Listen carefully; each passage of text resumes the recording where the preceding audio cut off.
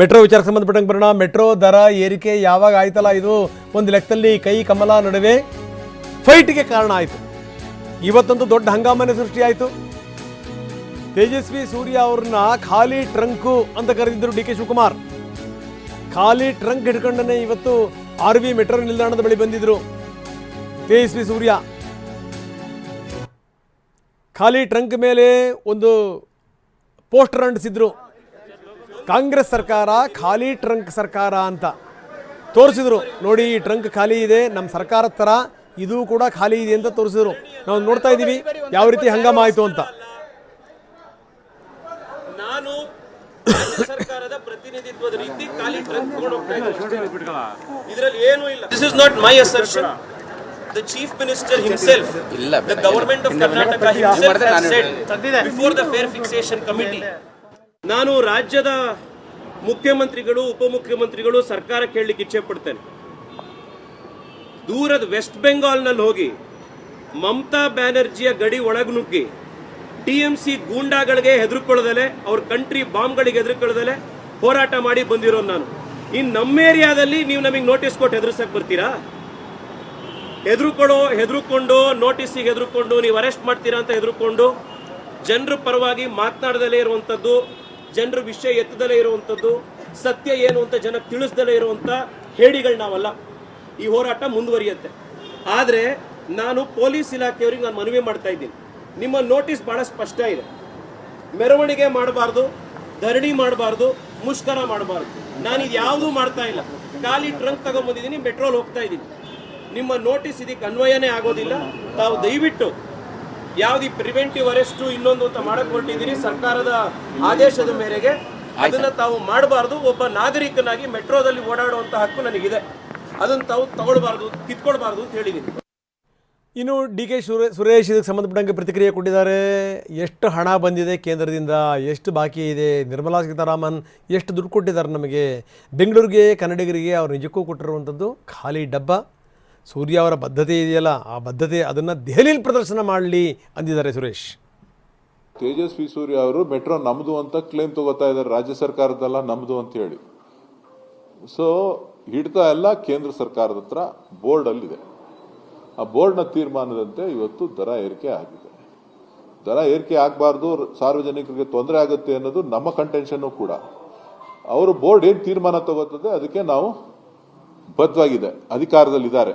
ತೇಜಸ್ವಿ ಸೂರ್ಯ ಅವರ ಸರ್ಕಾರ, ನರೇಂದ್ರ ಮೋದಿ ಅವರ ಸರ್ಕಾರ ಅಧಿಕಾರದಲ್ಲಿದೆ. ಖಾಲಿ ಡಬ್ಬ ತೋರಿಸ್ತಾ ಇರೋದು ಯಾವುದು ಅಂತ ಅಂದ್ರೆ 12 ವರ್ಷದಿಂದ ಬೆಂಗಳೂರಿಗೆ ಕೊಟ್ಟಿರ್ತಕ್ಕಂಥದ್ದು ಖಾಲಿ ಡಬ್ಬವನ್ನ, ನಮ್ಮ ತೆರಿಗೆ ಹಣವನ್ನ ಲೂಟಿ ಮಾಡಿದ್ದಾರೆ.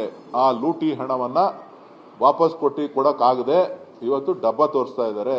ನಮ್ ಹೊಡ್ಕೊಂಡೋಗಿರೋ ದುಡ್ಡನ್ನ, ಕೊಳ್ಳೆ ಹೊಡೆದಿರೋ ದುಡ್ಡನ್ನ ಕೊಡಕ್ಕೆ ಹೇಳಿ ಅವರು. ತೇಜಸ್ವಿ ಸೂರ್ಯ ಅವರ ಬದ್ಧತೆ ಅಲ್ಲಿ ಕೇಂದ್ರದಲ್ಲಿ ಪ್ರದರ್ಶನ ಮಾಡಿ, ಬೆಂಗಳೂರಿನಲ್ಲಿ ಪ್ರದರ್ಶನ ಮಾಡೋದು ಖಾಲಿ ಡಬ್ಬ ಅಲ್ಲ. ಖಾಲಿ ಡಬ್ಬನ ನಮ್ಮ ಕಳೆದ 12 ವರ್ಷಗಳಿಂದ ನರೇಂದ್ರ ಮೋದಿ ಅವರ ಸರ್ಕಾರ ಬೆಂಗಳೂರಿಗೆ ಏನೇನು ಕೊಟ್ಟಿದ್ದಾರೆ ಅಂತ ಆ ಡಬ್ಬದಲ್ಲಿ ತುಂಬಿ ಹೇಳಿ ಎಷ್ಟು ಹಣ ಕೊಟ್ಟಿದ್ದೀವಿ ಅಂತ.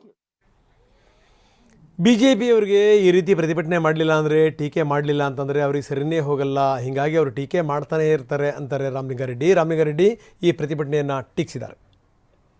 ವಿನಾಕಾರಣ BJP ಅವ್ರು ಏನು ಮಾಡ್ತಾರೆ, ಅಪಪ್ರಚಾರ ಮಾಡ್ತಾರೆ ಅಷ್ಟೇ. ಆಮೇಲೆ ಇವರೆಲ್ಲ ಗೆದ್ದು ಹೋಗ್ತಾರೆ ಲೋಕಸಭಾ ಸದಸ್ಯರುಗಳು. ಪಾರ್ಲಿಮೆಂಟಲ್ಲಿ ಇದ್ರ ಬಗ್ಗೆ ಮಾತಾಡೋದೇ ಇಲ್ಲ. ನಮಗೆ ₹1ಗೆ 13 ಪೈಸೆ ಕೊಡ್ತಾ ಇದ್ದಾರೆ 4.5 ಲಕ್ಷದಲ್ಲಿ, ಅದ್ರ ಬಗ್ಗೆನೂ ಮಾತಾಡಲ್ಲ. ಕೇಂದ್ರ ಸರ್ಕಾರ ಮಾಡಿದ್ದೇ ಸರಿ ಅಂತ ಹೇಳ್ತಾರೆ. ಸುಮ್ಮನೆ ಏನಾದರೂ ಒಳ್ಳೆ ಕೆಲಸ ಆದರೆ ಮೋದಿಯವ್ರು ಮಾಡಿದ್ದು, ಮಾವು ಮಾಡಿದ್ದು ಅಂತ ಹೇಳ್ತಾರೆ. ಏನಾದರೂ ಬೆಲೆ ಏರಿಸ್ಬಿಟ್ರೆ ರಾಜ್ಯ ಸರ್ಕಾರ ಮಾಡಿದ್ದು, ಸಿದ್ದರಾಮಯ್ಯವ್ರು ಮಾಡಿಬಿಟ್ಟಿದ್ದು, ಸರ್ಕಾರ ಪಾಪರ್ ಆಗಿಬಿಟ್ಟಿದೆ ಅಂತೇಳಿ ಅಪಪ್ರಚಾರ ಮಾಡ್ತಾರೆ. ಈ BJP ಅವರು ಹುಟ್ಟು ಸುಳ್ಳುಗಾರರು ಅವರು. ಆ ಸುಳ್ಳು ಹೇಳೋದ್ರಲ್ಲಿ ನೀರು ಕುಡ್ದಂಗೆ ಅವ್ರಿಗೆ. ಆ ಸುಳ್ಳು ಹೇಳಿಲ್ಲ ಅಂದರೆ ಅವ್ರಿಗೆ ನಿದ್ರೆನೂ ಬರಲ್ಲ, ಊಟ ಮಾಡಿದ್ದ ಅನ್ನನೂ ಜೀರ್ಣ ಆಗಲ್ಲ ಅವರಿಗೆ. ಪ್ರತಿಭಟನೆ ಕೂಡ ಮಾಡಿದ್ದಾರೆ ಸರ್, ಮಾಡ್ತಾರೆ. ಡ್ರಾಮಾ ದೊಡ್ಡ ಡ್ರಾಮಾ ಮಾಸ್ಟರ್ಗಳಿವರೆಲ್ಲ.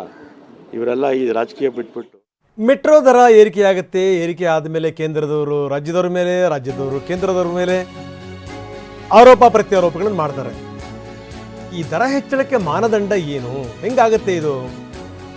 ಕಾರ್ಯಾಚರಣೆ ಮತ್ತು ನಿರ್ವಹಣೆ ಕಾಯ್ದೆ ಅಡಿನಲ್ಲಿ ಈ ದರ ನಿಗದಿಯಾಗತ್ತಂತೆ. 2002ರ ಕಾಯ್ದೆ ಪ್ರಕಾರ ಇದು ನಿಗದಿ ಮಾಡ್ತಾರೆ. ಎಷ್ಟು ಜಾಸ್ತಿ ಮಾಡಬೇಕು ಏನು ಎತ್ತ ಅಂತ ಹೈಕೋರ್ಟ್ನ ನಿವೃತ್ತ ಅಥವಾ ಹಾಲಿ ಜಡ್ಜ್ ಇರ್ತಾರೆ, ಹಿರಿಯ ಪ್ರಧಾನ ಮತ್ತು ಅಪರ ಕಾರ್ಯದರ್ಶಿ, ಮುಖ್ಯ ಕಾರ್ಯದರ್ಶಿಗಳಿರ್ತಾರೆ, ಕೇಂದ್ರ ನಗರಾಭಿವೃದ್ಧಿ ಇಲಾಖೆಯ ಪ್ರಧಾನ ಕಾರ್ಯದರ್ಶಿ ಇರ್ತಾರೆ. ಇವರೆಲ್ಲರೂ ಸೇರ್ಕೊಂಡು ಒಂದು ನಿರ್ಧಾರಕ್ಕೆ ಬರ್ತಾರೆ ಅಂತ ಪ್ರಸ್ತಾಪ ಸಲ್ಲಿಸಿ, ಇದೆಲ್ಲದೂ ಕೂಡ ಒಂದು ಪ್ರೊಸೀಜರ್ ಇದು. ಜನಕ್ಕೇನು ಅಂದರೆ ಇದೆಲ್ಲ ಹೆಂಗಾಗುತ್ತೆ ಏನು ಅನ್ನೋದ್ರ ಬಗ್ಗೆ ಇಂಟ್ರೆಸ್ಟ್ ಇರಲ್ಲ.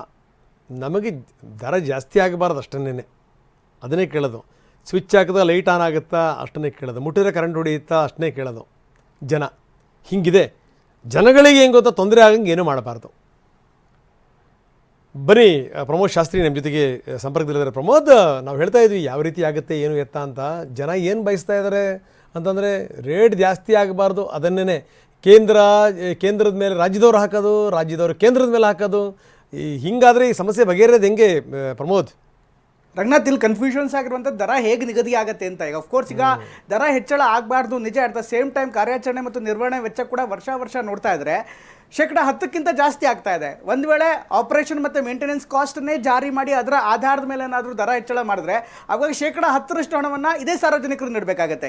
ಹೀಗಾಗಿ ಈ ದರ ನಿಗದಿ ಸಮಿತಿ ಏನಂದರೆ 5% ಅಂದರೆ ವರ್ಷ ನೀವು ಯಾವುದೇ ರೀತಿಯಂಥ ಮೇಂಟೆನೆನ್ಸ್ ಮಾಡ್ಕೊಳ್ಳಿ ಅಥವಾ ಕಾರ್ಯಾಚರಣೆ ಹೇಗಿರಲಿ, ಆದರೆ ಎಲ್ಲ ಬರ್ಡನನ್ನು ಕೂಡ ಜನಗಳ ಮೇಲೆ ಹಾಕ್ಬಿಡಿ, ಬದಲಾಗಿ ವಾರ್ಷಿಕವಾಗಿ 5% ದರ ಹೆಚ್ಚಳ ಮಾಡ್ಕೋಬಹುದು ಅನ್ನುವಂಥ ಅನುಮತಿಯನ್ನು ಕೊಟ್ಟಿದೆ. ಈಗ ರಾಜಕಾರಣ ನಡೀತಾ ಇದೆ ರಂಗನಾಥ್, ಒಂದು ಕಡೆಗೆ BJP, ಒಂದು ಕಡೆಗೆ Congress, state government, central government ಈ ಥರ ಹೇಳ್ತಿದೆ. ಆದರೆ ಯಾರಿಗೂ ಕೂಡ ದರ ಹೇಗೆ ನಿಗದಿ ಆಗುತ್ತೆ ಅಂತ ಕ್ಲಾರಿಟಿ ಇಲ್ಲ. ಇಲ್ಲಿ TV9 ಮೆಟ್ರೋ ಸಂಸ್ಥೆಯನ್ನು ಸಂಪರ್ಕ ಮಾಡಿದಂಥ ಸಂದರ್ಭದಲ್ಲಿ ಅಥವಾ ಸರ್ಕಾರದ ಹಿರಿಯ ಅಧಿಕಾರಿಗಳನ್ನ ಸಂಪರ್ಕ ಮಾಡಿದಂಥ ಸಂದರ್ಭದಲ್ಲಿ ಅವ್ರು ಹೇಳಿರುವಂಥದ್ದು ಸೆಂಟ್ರಲ್ ಗೌರ್ಮೆಂಟ್ ಆಗಲಿ ಅಥವಾ ಸ್ಟೇಟ್ ಗೌರ್ಮೆಂಟ್ ಆಗಲಿ ಈ ಎರಡೂ ಸರ್ಕಾರಗಳು ಯಾವುದೇ ಕಾರಣಕ್ಕೂ ದರ ಹೆಚ್ಚಳವನ್ನು ಅಥವಾ ಇಳಿಕೆಯನ್ನು ಮಾಡಲ್ಲ. ಬದಲಾಗಿ ನಾವು ಯಾವ ರೀತಿ ವಿದ್ಯುತ್ತನ್ನು ಹೆಚ್ಚಳ ಮಾಡ್ತೀವೋ KERC ಅಂತ ವಿದ್ಯುತ್ ದರ ನಿಗದಿ ಮಾಡೋದಕ್ಕೆ KERC ಸಂಸ್ಥೆ ಹೇಗಿದೆಯೋ ಹಾಗೆ ಮೆಟ್ರೋದಲ್ಲೂ ಕೂಡ ಫೇರ್ ಫಿಕ್ಸೇಷನ್ ಕಮಿಟಿ ದರ ನಿಗದಿ ಸಮಿತಿ ಅಂತ ಮಾಡಿರ್ತಾರೆ. ಆ ಸಮಿತಿಯಲ್ಲಿ ನಿವೃತ್ತ ಅಥವಾ ಹಾಲಿ ಒಬ್ಬ ಮುಖ್ಯ ನ್ಯಾಯಾಧೀಶ ಇರ್ತಾರೆ, ಕರ್ನಾಟಕ ಸರ್ಕಾರದಿಂದ ಒಬ್ಬ ಕಾರ್ಯದರ್ಶಿ ಇರ್ತಾರೆ, ಅದೇ ರೀತಿ ಕೇಂದ್ರ ಸರ್ಕಾರದಿಂದ ಕಾರ್ಯದರ್ಶಿ ಇರ್ತಾರೆ.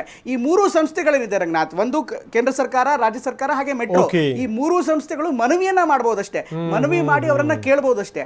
ಅದಾದ ಬಳಿಕ ಅಂತಿಮ ನಿರ್ಧಾರವನ್ನ ಈಗ ಸಮಿತಿ ಮಾಡುತ್ತೆ. ಸಮಿತಿ ಈಗಾಗಲೇ ಕಳೆದ 2025 ಫೆಬ್ರವರಿ 9ರಂದು ಇನ್ಫ್ಯಾಕ್ಟ್ 51% ಹೆಚ್ಚಳಿಕೆ ಮಾಡಿತ್ತು. ಯಾಕೆ 51% ಹೆಚ್ಚಳ ಮಾಡಿತ್ತು ಅಂದರೆ 2015ರಿಂದ ಅಥವಾ 2017ರಿಂದ 2025ರವರೆಗೆ 7.5 ವರ್ಷ ಯಾವುದೇ ರೀತಿಯಂತ ಹೆಚ್ಚಳ ಆಗಿರಲಿಲ್ಲ.